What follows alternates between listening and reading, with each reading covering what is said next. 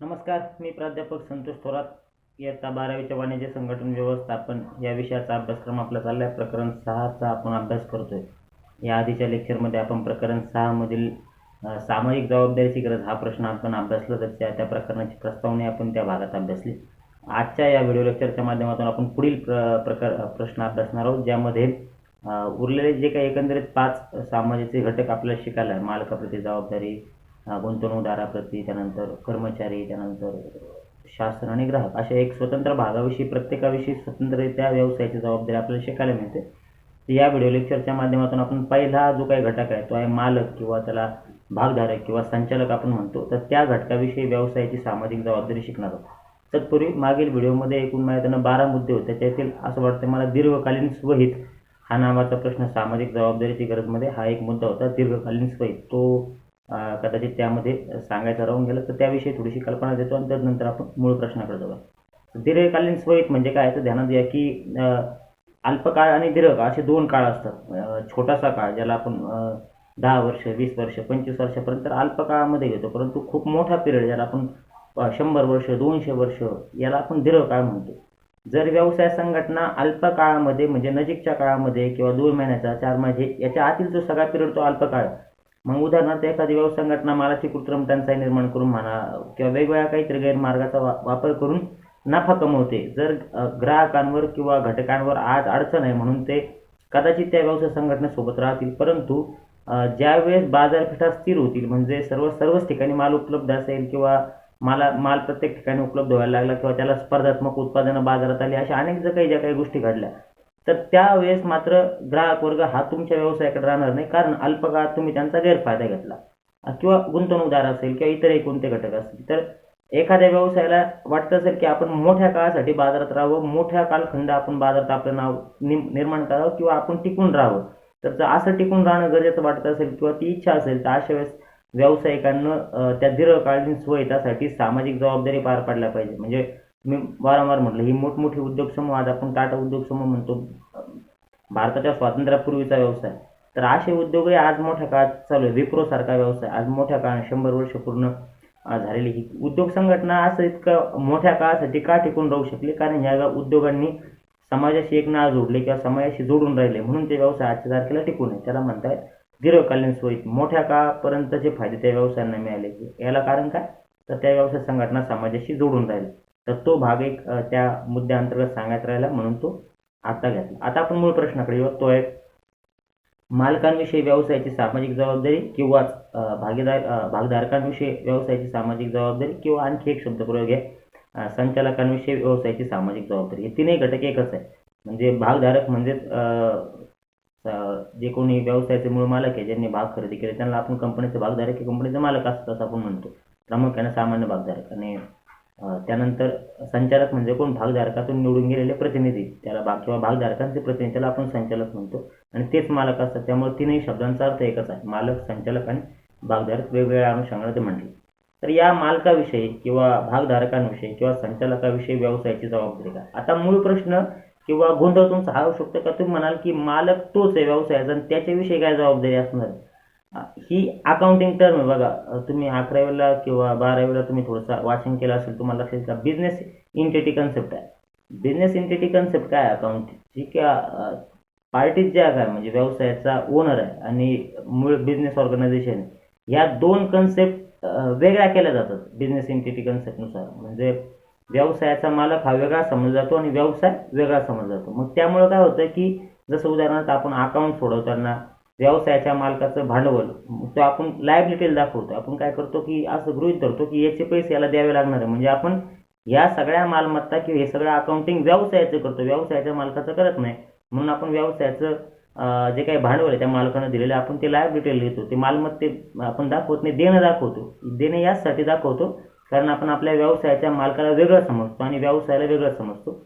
आपण अकाउंटिंग करताना किंवा आपण अकाउंट्स लिहिताना आपण ती व्यवसायाची लिहितो, व्यवसायाच्या मालकाचे लिहत नाही. त्यामुळं ती कन्सेप्ट त्या ठिकाणी लागू होते. तर हा मुद्दा ध्यानात धरायचा आणि त्या अनुषंगाने हा भाग शिकायचा. नाही तुम्ही तर मालक आणि व्यवसाय एकत्र करायला लागलात, मग तुमचा गोंधळ. इथं ध्यानात धरायचं की व्यवसायाचा मालक वेगळा आहे आणि व्यवसाय वेगळा आहे, आणि आपण हे जे काही शिकतो ते व्यवसायाचं शिकतोय. व्यवसायाचा मालक हा बाहेरची गोष्ट आहे, किंबहुना ते फक्त एक अशी गोष्ट जी व्यवसायाला रन करते, बाकी तो म्हणजे व्यवसाय नाही, व्यवसाय ही वेगळी आहे. तर त्या अनुषंगाने आपण आता या प्रश्नाकडे बघूया. तर पहिली गोष्ट, व्यवसायानं मालकाप्रती पार पाडली पाहिजे सामाजिक जबाबदारी किंवा भागधारकांप्रती म्हणा किंवा संचालकाप्रती. त्यामध्ये पहिलाच मुद्दा आहे की माफक नफा कमवला पाहिजे. आता माफक नफा म्हणजे सर्वात महत्त्वाची गोष्ट, त्याला नफा म्हणूयात. तर व्यवसाय जोपर्यंत नफा कमवत नाही तोपर्यंत मालकाला उत्पन्न मिळू शकत नाही. आपण मोठ्या काळभर शिकलो, 11वीला मी तुम्हाला वारंवार सांगितलं ही गोष्ट की नफा हे व्यवसायाचं मालकाचं उत्पन्नाचं मूळ स्रोत आहे. तो मिळाला नाही तर काहीच होऊ शकत नाही. म्हणजे व्यवसायाची व्याख्या शिकताना मी तुम्हाला वारंवार सांगितलेलं आहे का, वस्तू व सेवांची निर्मिती, वस्तू व सेवांची विक्री कशासाठी, तर नफा मिळवण्यासाठी ज्यावेळेस वारंवार केली जाते त्यावेळेस त्याला आपण व्यवसाय असं म्हणतो. म्हणजे व्यवसाय करून नफा मिळतो, म्हणजे व्यवसायाच्या मालकाचं उत्पन्नाचं एकमेव साधन नफा आहे. जर नफा झालाच नाही तर त्याला उत्पन्न मिळू शकत नाही. त्या उत्पन्न न मिळाल्यामुळे त्याच्या कुटुंबाचा उदरनिर्वाह चालू शकत नाही. परंतु ते म्हणताना एक पुस्तक काय म्हणतं की माफक नफा म्हणजे रास्त नफा, योग्य नफा. उगा नफा कमवायला लागला म्हणलं कसाही नफा कमवणं, गैर पद्धतीनं नफा कमवणं हा त्याचा अर्थ होऊ शकत नाही. जो योग्य नफा आहे तो योग्य नफा कमवून देणं ही व्यवसायाची मालकाप्रती जबाबदारी आहे. जर व्यवसायानं मालकासाठी नफाच मिळवला नाही तर मग मालकाला उत्पन्न मिळणार नाही किंवा भागधारकांना लाभांश मिळणार नाही, असं आपण त्याला दुसऱ्या भाषेत म्हणू शकतो. जोपर्यंत ते मिळणार नाही तोपर्यंत उत्पन्न नाही मिळाल्यामुळे त्यांना त्यांचा कौटुंबिक खर्च भागवता येणार नाही. त्यामुळे उत्पन्नाचा मुख्य मार्ग मालकाचा नफा आहे. त्यामुळे व्यवसायाची जबाबदारी किंवा व्यवसायानं मालकाला नफा मिळवून दिला पाहिजे. दुसरा मुद्दा मालकाप्रती जबाबदारी अंतर्गत सांगितलं तर व्यवसाय संधींचा शोध. व्यावसायिक संधी म्हणजे व्यवसायाच्या संधी, फायद्याच्या संधी, नफ्याच्या संधी, तर त्या शोधल्या पाहिजे व्यवसायानं मालकासाठी. दोन कालखंड आपण ध्यानात घेतो, एक मागणीपूर्व कालखंड आणि मागणीनंतर कालखंड. आपण जो या कालखंडात आहोत तो मागणीपूर्व आहे, म्हणजे आपण वस्तूची मागणी नोंदवण्याआधीच ती वस्तू दुकानात उपलब्ध आहे. परंतु याआधी त्याच्या आधीचा कालखंड जो आहे तो मागणी नंतर कालखंड होता. म्हणजे लोक पहिले वस्तू तिथं नोंदवायचे हे हवंय आणि त्यानंतर ती वस्तू बनायची. तर ह्या दोन कालखंडाचा हा फायदा आहे. तर ध्यानात घ्या की सुरुवातीला काय होतं का, मोजके व्यवसाय असल्यामुळे साहजिकता लोक त्या व्यवसायांना शोधत यायचे आणि त्यांच्याकडे मागणी नोंदवायची आणि वस्तू घ्यायची. परंतु आता बाजारपेठ आहे स्पर्धात्मक झालेला आहे. त्याच्यामुळे व्यावसायिक संधी तुमच्याकडे चालून येणार नाही मालक म्हणून किंवा व्यवसाय म्हणून. तुम्हाला त्या व्यावसायिक संधी शोधाव्या लागतील बाजारात ज्या उपलब्ध आहे. जोपर्यंत त्या व्यावसायिक संधी शोधणार नाही तोपर्यंत नफा मिळणार नाही. जोपर्यंत व्यावसायिक संधी शोधणार नाही तोपर्यंत ग्राहक वर्ग जोडला जाणार नाही. जोपर्यंत ग्राहक वर्ग जोडला जाणार नाही तोपर्यंत वस्तूंची विक्री होणार नाही. त्यामुळे बाजारात ज्या काही व्यवसाय किंवा नफ्याच्या संधी किंवा व्यवसाय करण्याची जी काही चान्सेस आहे तर ते चान्सेस आहेत ते क्रिएट केले पाहिजे, किंबहुना जे कुठं असेल तर ते ग्रॅबिट करता आले पाहिजे, मिळवता आले पाहिजे. जर व्यवसाय संघटना निवांत बसत असेल आणि व्यावसायिक संधी किंवा ग्राहक वर्ग स्वतःहून आपल्याकडे येईल या भरोश्यावर राहत असेल तर मात्र त्या ठिकाणी गफलत होऊन जाईल. हे होता कामा नये. यासाठी व्यवसायानं स्वतःहून बाजारात व्यावसायिक संधी निर्माण करण्याचा किंबहुना आहे त्या व्यवसाय संधी शोधून आपल्याकडे खेचून आणण्याचा प्रयत्न केला पाहिजे. म्हणजे थोडक्यात त्याच्या अनुषंगाने नफा मिळवण्याचा प्रयत्न केला पाहिजे, असं त्याचा दुसरा अर्थ घेता येईल. तिसरा मुद्दा सांगितला की भांडवलाचा पर्याप्त वापर केला पाहिजे. भांडवल, व्यवसायाचा मालक म्हणजे संचालक, भागधारक हा व्यवसायाला भांडवल पुरवत असतो. आता ह्या भांडवलाचा योग्य आणि पर्याप्त वापर करणं ही व्यवसायाची जबाबदारी. सध्या शेवटी मालकानं ते भांडवल व्यवसायाला दिलेलं आहे व्यवसाय चालवण्यासाठी किंवा व्यवसाय रनअप करण्यासाठी. मग ते स्थिर स्वरूपाचं भांडवल असेल, खेळतं स्वरूपाचं भांडवल असेल, ज्याला आपण फ्लक्च्युएटिंग कॅपिटल किंवा स्थिर भांडवल आपण ज्या अनुषंगाने वेगवेगळे शब्द वापरतो. आता हे जे काही भांडवल आहे हे भांडवल अतियोग्यरीतीनं किंवा अधिक योग्यरीतीनं खर्च करणं ही व्यवसायाची जबाबदारी. भांडवली वस्तू दोन्ही स्वरूपात. भांडवल म्हणजे फक्त पैसाच नाही, अनेकदा भांडवली वस्तू देखील व्यवसायाला उपलब्ध करून दिल्या जातात. त्या देखील अधिक योग्य त्यांना कशा वापरल्या जातील, सर्वात जास्त आउटपुट त्याच्यातून कसं मिळवता येईल याचा विचार केला पाहिजे. अयोग्य स्वरूपात किंवा गरज नसताना उगा नाहक खर्च करणं ही व्यवसायानं गोष्ट करता कामा नये. जो पैसा भागधारकांना मालकांना उपलब्ध करून दिला तो अतिउच्च किंवा योग्य त्या ठिकाणी योग्य त्या पद्धतीनंच खर्च व्हावा ही देखील जबाबदारी. कारण भांडवल जर चुकीच्या पद्धतीनं खर्च झालं तर त्या भांडवलाच्या आधारावर जो काही नफा मिळवणं गरजेचं होतं तो नफ्याची क्षमता हळूहळू कमी होत जाईल. तर ती क्षमता टिकून राहण्यासाठी गरजेचं काय का ते भांडवल अतिशय योग्य रीतीने खर्च होणं गरजेचं आहे. जर ते होत नसेल तर मात्र मग नफ्याला त्या ठिकाणी मर्यादा पडत चालतात, कमतरता त्यामध्ये निर्माण होते आणि नफ्याला कमतरता निर्माण होणं याचा सरते शेवटी संबंध मालकाशी लागत असतो. पुढचा मुद्दा त्या ठिकाणी सांगितलाय तो आहे कमीत कमी अपव्यय. अपव्यय म्हणजे चुकीचा खर्च.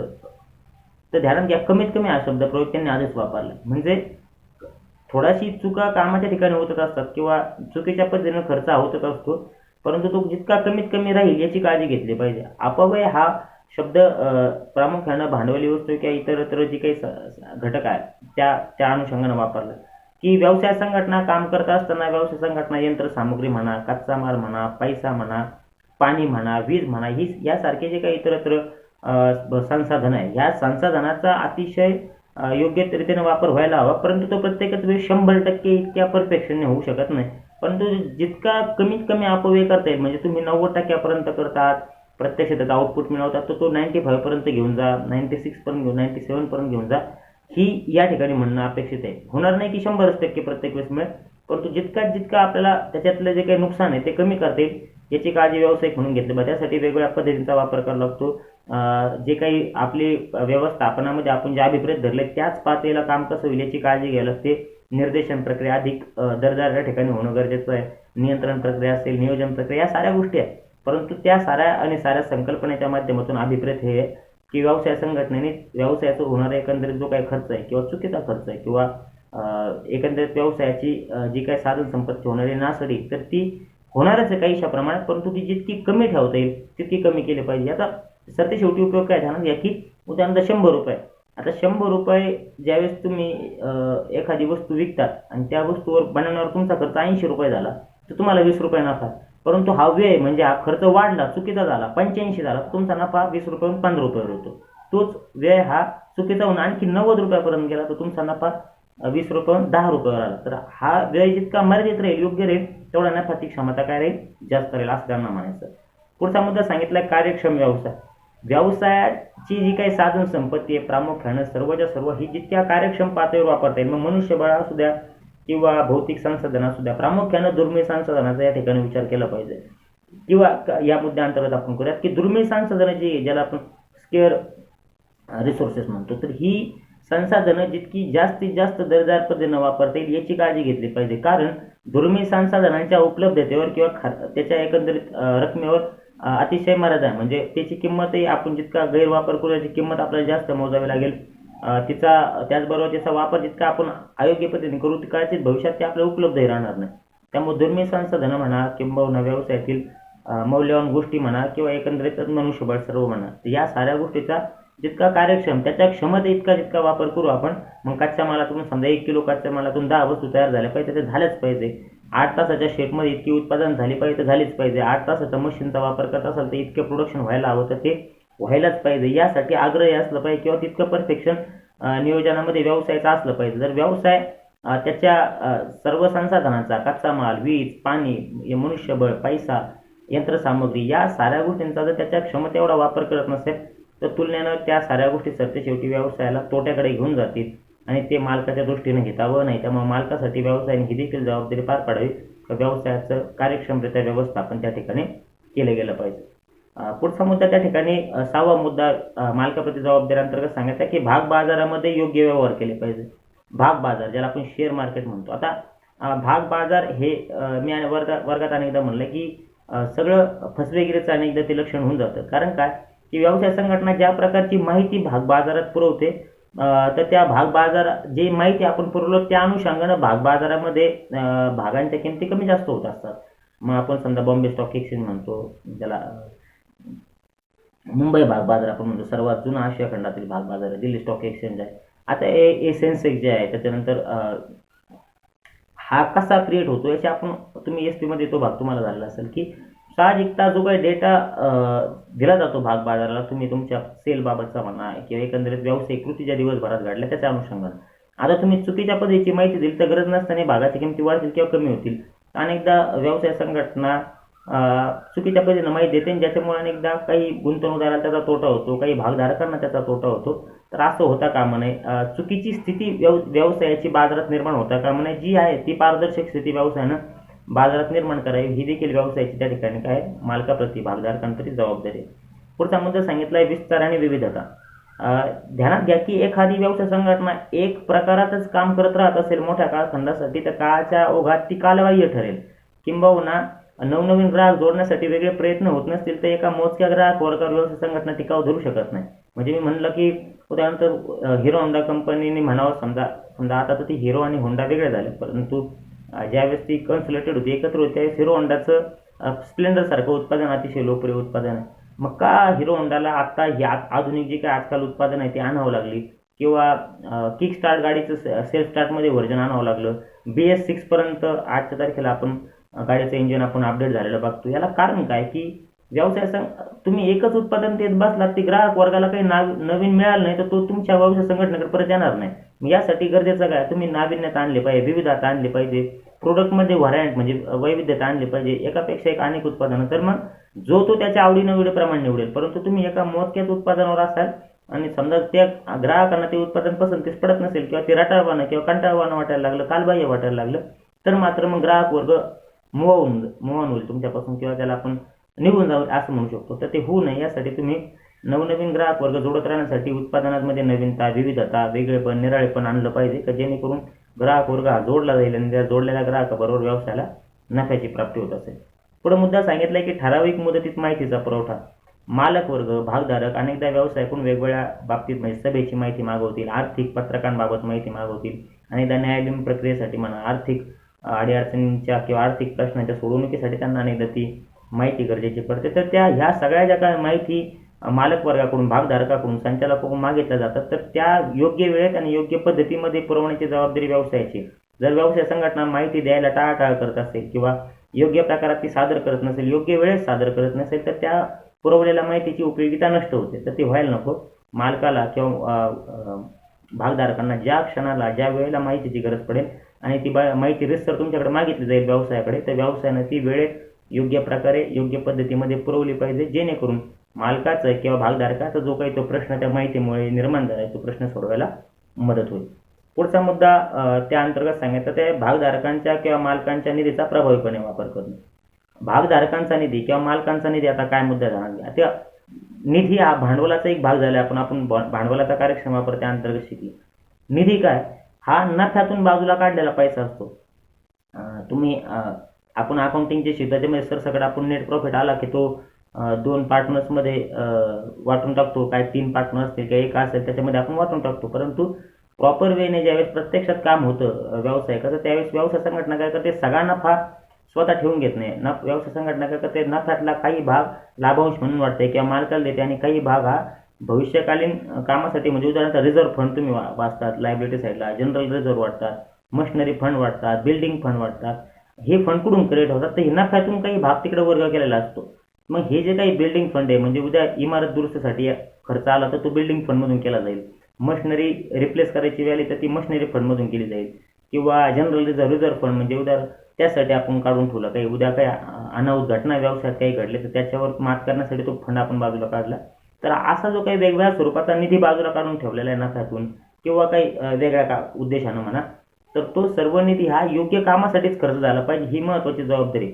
नाही तर व्यावसायिक मालकानं तो निधी किंवा त्यांच्या नफ्यातला भाग हा व्यवसायाकडे दिला त्या कामासाठी, परंतु व्यवसाय मात्र प्रत्यक्षात खर्च करताना तो वेगळ्याच कामासाठी खर्च करतो असं होता कामा नये. पारदर्शकता पाहिजे. जो काही निधी ज्या ज्या कामासाठी उपलब्ध केला किंवा उभारला गेलेला तो प्रत्यक्षात त्याच कामावर त्याच योग्य खर्च त्या ठिकाणी झाला पाहिजे. त्यामध्ये अपारदर्शकता किंवा गैरव्यवहार होता कामा नये, ही देखील मालकाप्रती जबाबदारी सांगितली.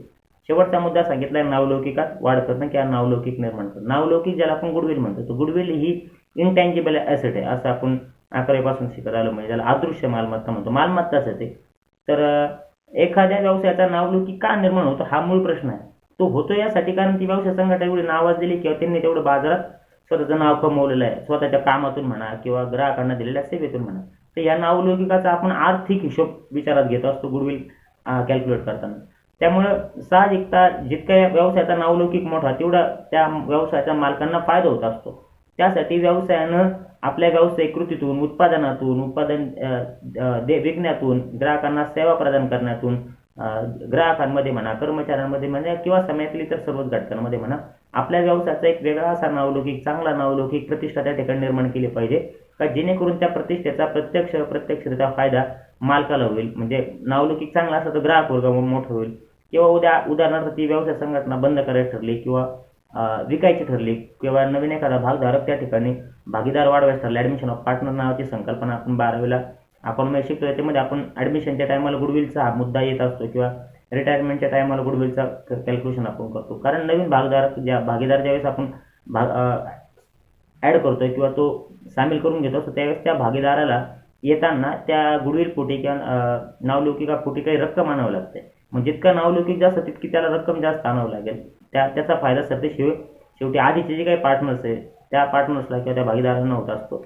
यासाठी व्यवसायानं नावलौकिक निर्माण केला पाहिजे, प्रतिष्ठा निर्माण केली पाहिजे, जेणेकरून त्याचा आर्थिक फायदा हा मालकांना भविष्यात होऊ शकतो. तर त्यासाठी हा मुद्दा त्या ठिकाणी सांगितला. तर हे होते एकंदरीत 10 मुद्दे, ज्याच्या माध्यमातून आपण व्यवसायाची मालकाप्रती, भागधारकाप्रती किंवा संचालकाप्रती सामाजिक जबाबदारी शिकण्याचा प्रयत्न केला. अपेक्षा करतो या व्हिडिओ लेक्चरच्या माध्यमातून की तुम्हाला अधिक चांगल्या रीतीनं, सोप्या रीतीनं समजले असतील. पुन्हा तेच सांगतो, काही अडचणी जर शिल्लक राहत असतील तर व्हिडिओ रिवाइंड करू नका, ऐका, जेणेकरून त्या तुमच्या राहिलेल्या अडचणी संपुष्टात येतील. पुन्हा भेटू लवकरच पुढील भाग घेऊन. तोपर्यंत धन्यवाद.